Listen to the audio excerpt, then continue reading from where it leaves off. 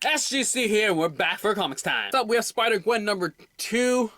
Whoa. A new Captain America, a new Falcon, Agent Carter history, a lot of lizard action, great stuff. Just more world building in this alternate world.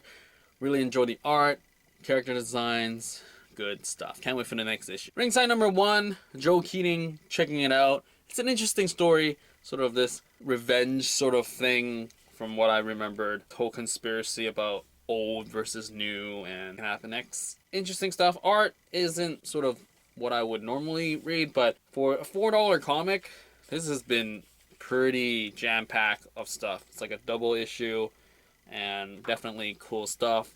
And yeah, it's different from what I've been reading for sure, so I'll stick around and check it out.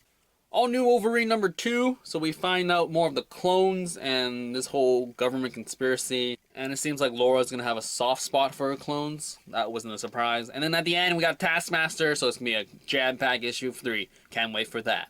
Invisible Republic number 7, more of the who can you trust, who's the real bad guy, who's the real good guy. A lot of action here, a lot of jetpack action, gun shooting fights, and just more world building in terms of their relationships and who's the who's and why do they hate each other. Always great stuff. Can't wait for the next issue. Danger Girl Renegade number 3, a lot of action, a lot of henchman action as well, and we get to know the team better. This team motorbike bike guy, and then a lot of action, jumping on cars and stupid henchmen, like I said, just happening right here. He pretty much killed themselves. And yeah, I mean, it's pretty jam-packed, and issue 4 was going to be the last one, so I mean, it is just J. Scott Campbell cover. I do hope for more variety, hopefully. I don't know, I'm looking at the next issue cover, so that's kind of different, I guess. But yeah, I mean, it's a different spin on the whole Danger Girl thing now that she's working on alone, and it's like, what's going to happen? So I wonder if they're going to talk about why she split up in the next issue, or will it be the next arc. Saga of 31. Holy smoke, Saga has been around for 31 issues. It's kind of mind-boggling. But now we get to know about the kid and just living life now. And it just seems like she's pretty messed up, and she's living with her grandma, and some flashback about the whole scene when they were going to get captured. How did they get out of it? And yeah, I mean, it's pretty interesting. It's been a while since that scene.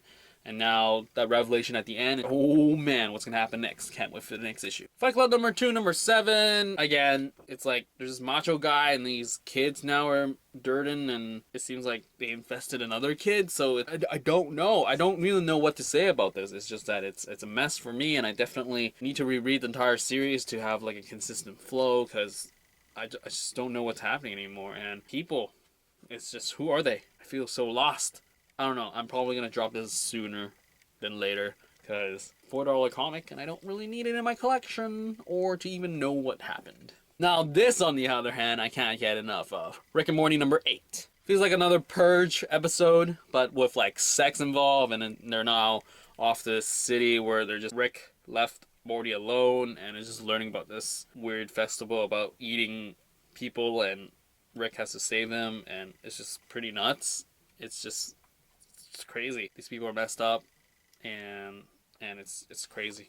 Cannot wait for the next issue, because I mean, great whacked out story as always. Really enjoyed it. It's just messed up, and it's just like, what? The Spirit number 5. He's finally reunited with his boys, and then we figure out sort of what happened with the boys themselves, and also just this main villain guy. I mean, I'm not well versed in the Spirit lore, but I guess this guy might be a pretty big villain, but he pretty much got his ass kicked.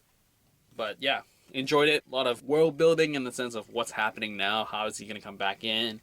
And yeah, I enjoyed it enough. And Eric Powell cover, always nice. Darth Vader number 13 is part 2 of the Vader down stuff, and it's crazy nuts. Vader got himself out of that jam, no problem whatsoever. And then we have Solo and Leia back in, and they're trying to figure out where Luke is, and then now, no, forgot her name. Afra. I don't know. Is it Afra? I don't know. But that chick. This chick. The chick with the killer C-3PO and the killer R2-D2. And it seems like Luke is totally in jam now. And it's like, oh my goodness, what's going to happen next? Obviously nothing bad is going to happen, but what will happen? How are they going to get out of the jam? Really looking forward to that. Darth Vader number 13. Can't wait for the next one. And that's probably part 3 of 6, which is Star Wars issue 13. Yeah. So Dark Knight 3, The Master Race #1.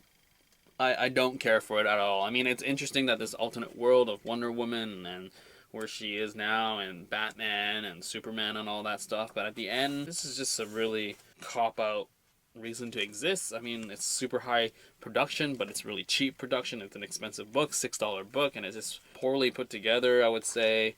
I mean, we have an Atom book in the middle, and it's just like, I don't know, I just don't really care for any of these things, and that's just too bad. I mean, probably will read it when it's like all done and all, but I'm not like, oh, must read the next issue. So that's it for me. Providence #6, another whacked out issue as well. Whole mind-changing body swap thing is just crazy, and it just seems like he's not going to get any more breaks now. It seems like he's keep going at it, and he's just being put in this situation, and it's just like super awkward sex rape scenes. Like, ooh man, how does that even work? Getting raped not in your own body, by your body, but that's not being controlled by you. So that's nuts. And also this time warp thing happening here. Is that what's happening, or what's happening? I don't know. But yeah, I cannot wait for the next issue. It's just nuts here. Next up, we have Guardians of the Galaxy #2. That woman just went nuts. And it's just like we see where she's coming from. And she is Kree. She is Hala. And the Kree world just got destroyed. And there's a lot of action happening here. And it's a pretty good issue. And it's just interesting how the thing sort of owned her in one shot. Great shot there. And then Drax did something dumb, and then she comes back alive, and then she owns everybody, which is kind of weird. I don't know what happened. That was fast. And then Earth and Spartax is in trouble now. And Art Adams cover, great stuff. So there you go. That's it for this week's Comics Time. I hope you liked what you got, because it's your money.